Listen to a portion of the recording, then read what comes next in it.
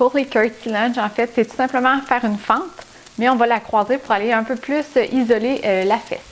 Donc, on va s'installer pour faire une fente arrière. Et lorsqu'on va la faire, on va reculer la jambe. On n'ira pas toucher au sol et on va tout simplement croiser un petit peu la jambe derrière, ce qui va faire que ça va isoler la fesse. On revient au centre, on alterne de chaque côté, donc on croise. Ce qui est important, en fait, là, c'est de pas de bien reculer la jambe derrière pour pas que notre genou vienne avancer devant nos orteils pour pas se blesser et mettre une pression sur notre genou. Donc, on va reculer même les hanches. Recule les hanches, les fesses et on descend. On peut s'aider de nos bras pour revenir au centre. Côte à côte.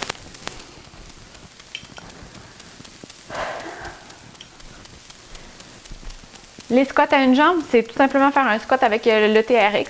On va juste lever une jambe, donc on va faire une jambe à la fois.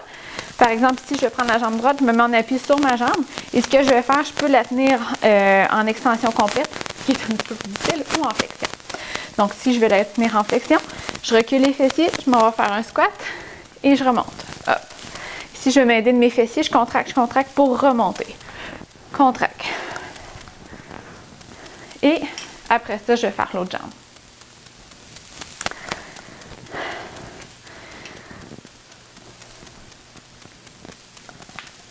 Pour les fentes push-up, en fait, c'est un exercice un peu plus de bras que de jambes. On va se mettre de dos au TRX. Donc, tu vas prendre ton TRX dans tes mains. Tu vas te reculer. Donc, tu vas te reculer pour être capable d'être à bout de bras. Incliner un peu. Et ce que tu vas faire, tu vas aller faire une fente. Et tu vas descendre. En remontant, tu vas pousser dans tes bras pour remonter. Donc, c'est comme une espèce de push-up. Hop. Ce qui est important, c'est encore une fois, c'est que le genou ne dépasse jamais les orteils pour ne pas te blesser.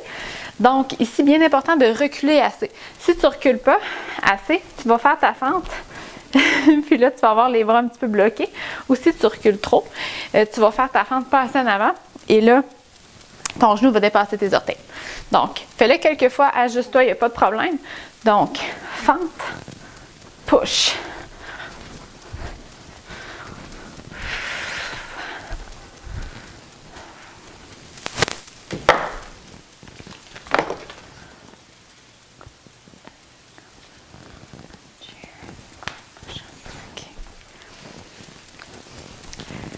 Ici, on va faire la chaise, mais en sumo squat.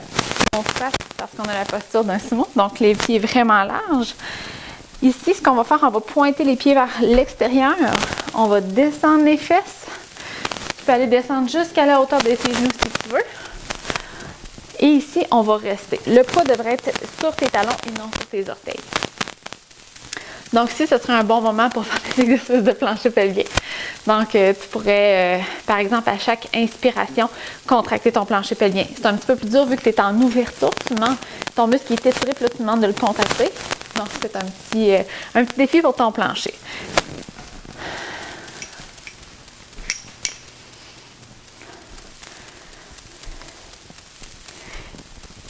Le incline squat, c'est tout simplement qu'au lieu de faire le squat régulier où tu vas commencer, tes hanches vont être au-dessus de tes pieds, puis ensuite tu vas reculer pour faire ton squat. Ici, on va avancer les pieds, on va partir incliné. Et ce qu'on va faire, on va venir mettre nos paumes de main face vers le sol. Et ce qu'on va faire, on va même avoir un appui au sol un petit peu plus large et on va venir faire un squat. Mais, étant donné qu'on est incliné, on va aller faire un full squat. Donc, normalement, on fait un half squat. Donc, ça veut dire qu'on arrête au niveau des genoux. Là, on va aller descendre jusqu'à nos pieds. Tu peux t'aider de tes bras pour te redresser. L'idée, en fait, c'est que tu vas pousser dans tes pieds. Pousse, pousse, pousse, pousse, pousse pour te redresser. Mais là, ici, tu vas garder toujours... En fait, quand tu vas te redresser, tu vas garder une petite flexion dans tes bras. Ça va faire travailler tes bras aussi.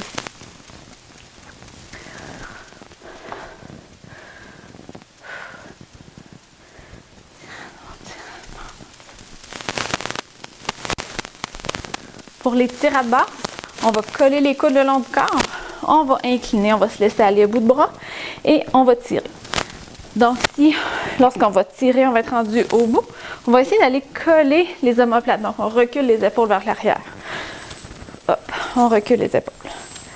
Ce qui est important ici, c'est que les hanches ne lèvent jamais, jamais avant tes épaules. Tu vas voir après quelques répétitions, là, quand ça va devenir difficile, tu vas avoir envie de faire ça ici.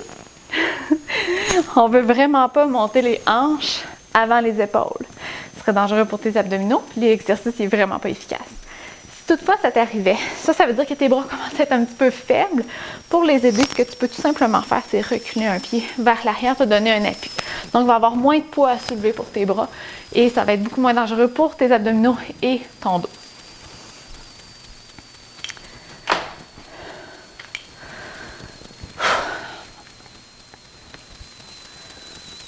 Pour les tirades hautes, cette fois-ci, au lieu d'avoir les coudes qui vont longer le corps, on va lever les bras 90 degrés. Donc, on commence ici en inclinaison et ce qu'on va faire, on va tirer avec nos mains le TRX. On recule les épaules et on recule les coudes jusqu'à temps que ça vienne à la hauteur des épaules. Donc, lorsqu'on arrive au niveau des épaules, on arrête. Et on se relaisse tomber. Hop. Ce qui est important dans les tirades, c'est qu'on ne se laisse pas tomber complètement. On garde toujours une petite contraction. Nos muscles, il faut toujours qu'ils soient en action. Ici, tu peux garder les genoux un petit peu fléchis. Si c'est trop difficile et que tes hanches ont envie de monter avant le reste du corps, je t'invite fortement à reculer un pied vers l'arrière. Ça va faire, ton exercice va être efficace quand même.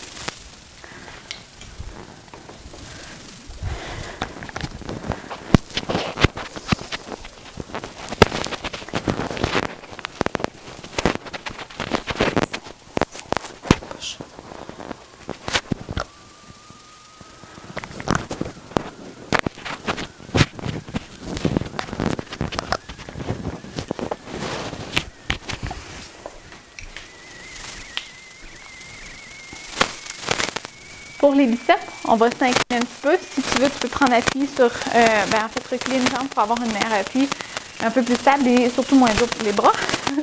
Ce qu'on va faire, on va tourner les paumes de main vers le ciel. Et en fait, on va tout simplement aller tirer sur le TRX. On va tirer et apporter nos paumes de main vers nous. On va y aller avec les deux bras. Ce qui est important ici, c'est de ne pas bouger la hauteur des bras. Donc, tu gardes toujours la même hauteur. Donc, c'est à peu près à la hauteur de la poitrine. Et on contracte le bas des abdominaux. On ne va surtout pas creuser le bas du dos, étant donné que ce serait trop difficile. Si ça l'est, je t'invite à reculer ta jambe encore un petit peu plus.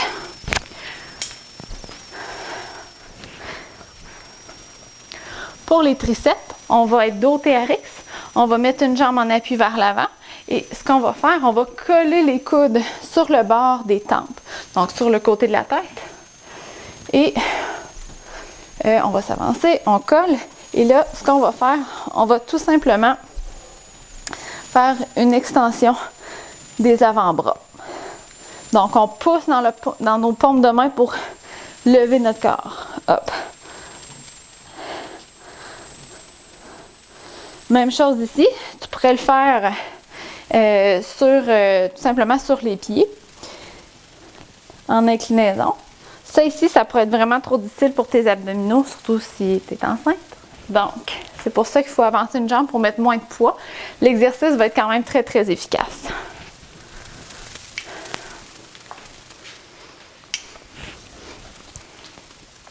Les push-ups en TRX.